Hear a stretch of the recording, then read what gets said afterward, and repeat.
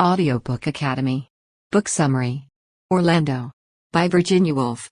Virginia Woolf's novel Orlando, a biography, was published in 1928. The boisterous family of Woolf's companion Vita Sackville West inspired the satirical novel. Since its publication, the novel has gained several honors and is now regarded as a classic work of feminist fiction. The plot covers over 300 years, from 1588 to 1928, and follows the immortal life of the eponymous character Orlando, a young aristocrat who begins the novel as Queen Elizabeth I's steward, treasurer, and eventual lover. He falls in love with a Russian princess named Sasha at one point, only to be rejected by her. Orlando, who is heartbroken, shuts himself inside his big mansion house and intends to do nothing but write. Soon after, King Charles II sends him to Constantinople and makes him a duke. While there, he is observed assisting a woman into his room via his balcony, and his men later discover him in a trance. Orlando remains unconscious for 1 week, unable to be awakened. When he finally awakens, he instantly finds that he has undergone a sex change and is now biologically a woman. Orlando soon develops amorous affections for the guys around her and feels compelled to make choices regarding her sexuality and gender. During this time, she begins to discover that, in addition to changing sexes, she no longer appears to be aging. The novel's plot revolves around Orlando coming to grips with her new sex and her newfound immortality. The novel begins in England, where a 16-year-old lad named Orlando laments his misfortune at being too young to fight in the ongoing conflicts in France and Africa. He wants to battle despite the fact that he considers himself a poet and a lover of nature. Orlando is said to be from a wealthy family with noble lineages dating back thousands of years.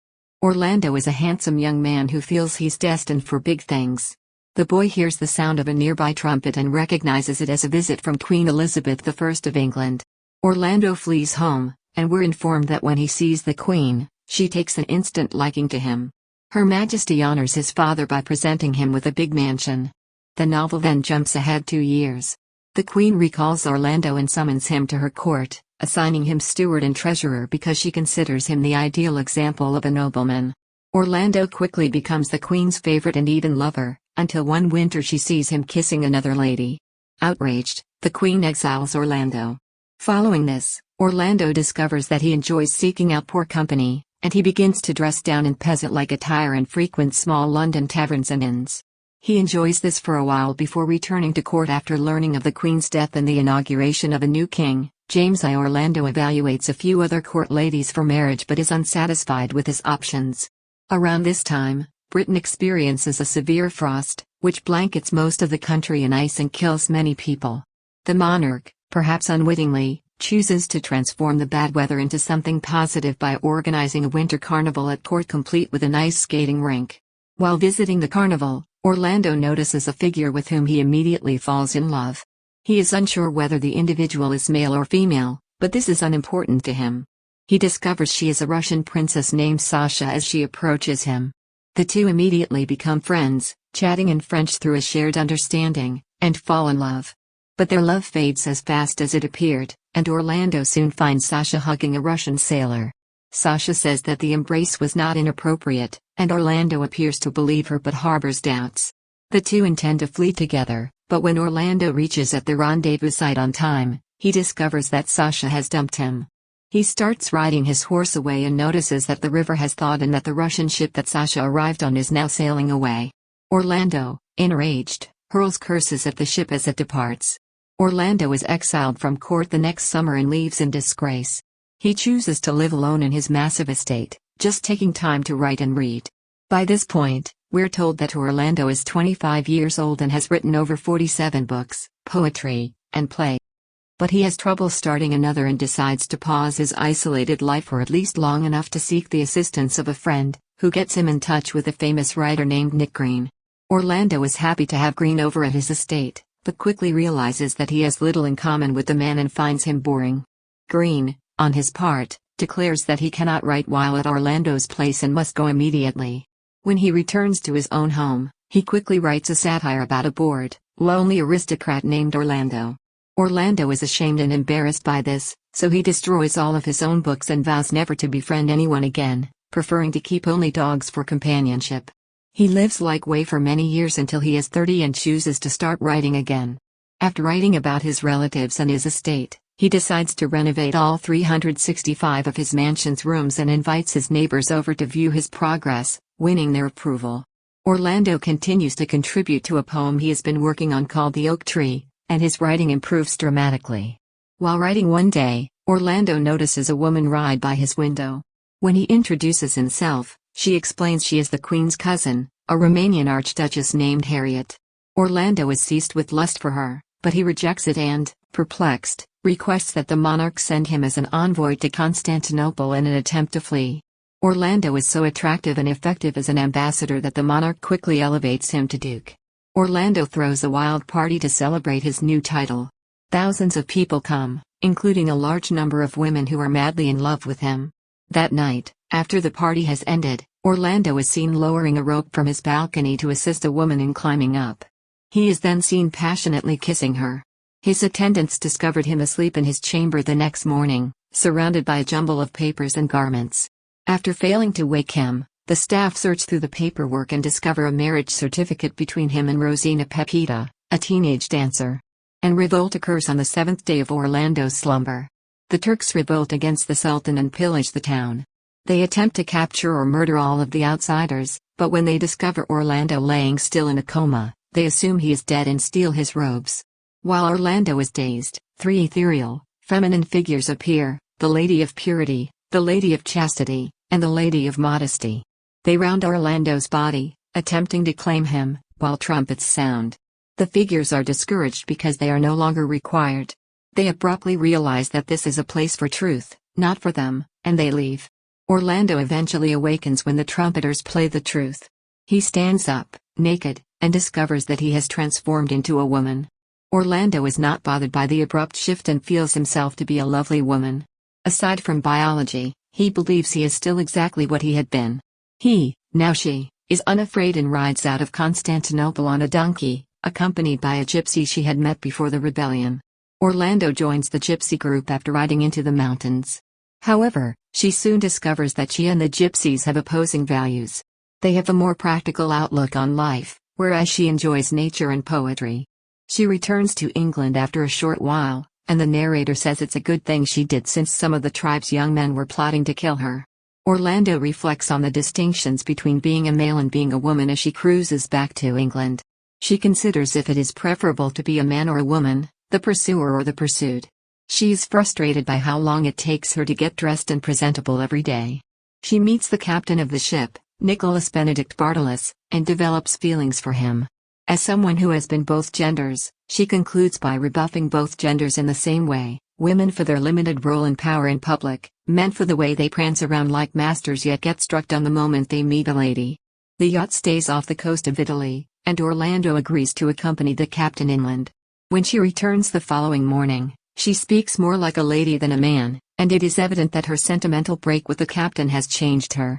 She rejoices in being a lady, pleased to confront the scourges of impoverishment and obliviousness in order to be free of the masculine drive for power, glad that she can invest her energy in investigation and devotion. She discovers that, despite the fact that she is now a woman, she is still drawn to other ladies, and that she understands Sasha's reasoning better now. Orlando, on the other hand, is still uncertain. She does not want her new gender to make her powerless or to bind her to any man. As the ship docks in London, Orlando observes the city's transformation. When she comes home, her slaves are perplexed but content with her unexpected gender change in the several lawsuits filed against her. The charges include that she is no longer alive and hence cannot own property, that she is a woman and thus cannot own property, and that Rosina Pepita claims that her 3 sons possess Orlando's fortune instead. Orlando puts off dealing with the charges in order to devote her time to writing. Harriet will return one day. Harriet explains that she is a male and has always been one when Orlando welcomes her in. The Archduke Harry apologizes for the deception and tells Orlando that he only did it because he was in love with her when she was a guy. Harry proposes to Orlando and flees to his castle estate in Romania. Orlando is at a loss for words, so Harry decides to give her some time to reflect before returning every day to see if she has come up with a solution. Soon, the two realize they have little in common and nothing to discuss. Finally, they wind up playing foolish games until Orlando cheats in the hopes that Harry would notice. He gets enraged as a result. Orlando then drops a little frog down Harry's shirt, infuriating him even more. Harry storms out, and Orlando reflects on how relieved she is not forced to marry him. Orlando begins receiving invitations to balls from famous ladies of London and is swiftly whisked back into high society, but she remains uninterested in speaking with the writers of the day, despite the fact that it is a different day today. She starts wearing her old men's clothes on occasion and switches between men's and women's clothing when she feels like it. She discovers that living as both genders is exciting and takes use of both, using her male identity to effortlessly eavesdrop on discussions. At the very conclusion of the chapter, Orlando views a massive cloud rolling in over London from her seat atop a hill and reflects on how the 18th century had come to an end and the 19th had begun. The 19th century begins with a mist over London. The narrator informs us that none of the world's hues are as vibrant, and that sogginess pervades each home. Men sense a shiver in their souls as the soddenness strikes them, and affection and warmth are swaddled in exquisite language. Gender roles become increasingly distinct. Ivy and greenhouses are becoming overcrowded. The narrator depicts the suffocation of overdevelopment. Queen Victoria is now the ruler of England, and Orlando's housekeeper observes Her Majesty wearing a crinoline, a puffy underskirt used to conceal pregnancy. The narrator tells us that back before, ladies had to conceal their pregnancies for as long as possible out of modesty. Orlando wonders if she will have children as a result of this revelation. She resumes work on her poem The Oak Tree, which she has been composing for 300 years, since 1586, and considers how, while the poem has altered many times with her development, she, and it, remain fundamentally the same. Orlando believes that she does not belong in this century and that it is against her nature. However, she admits that she must find a husband in conformity with the times. Orlando, distraught, goes for a walk in the woods and soon comes across a man on a horse. She tells him about her condition, and shortly Marmaduke Bonthrop Shelmardine, the man, agrees to marry her. As the two become acquainted, Shelmardine reveals that he is a sailor and adventurer. Soon after, Orlando confesses her feelings for Shell, and the two share an uncomfortable moment. Shell recognizes Orlando as a man, and Orlando recognizes Shell as a lady at the same time. Orlando thanks Shell and says she has never felt more like a real woman. After a few days of Shell and Orlando being together, a message arrives. It is a message from the Queen. According to the letter, the majority of Orlando's claims have been resolved, the Turkish marriage is declared null and void, Rosina's children are declared illegitimate, and Orlando's sex is declared to be female without question. She is currently in complete control of all of her titles and property, but the claims were so costly that Orlando is now impoverished. The town rejoices when they learn that Orlando's claims have been settled, and she eventually receives countless welcomes from important English rulers and women.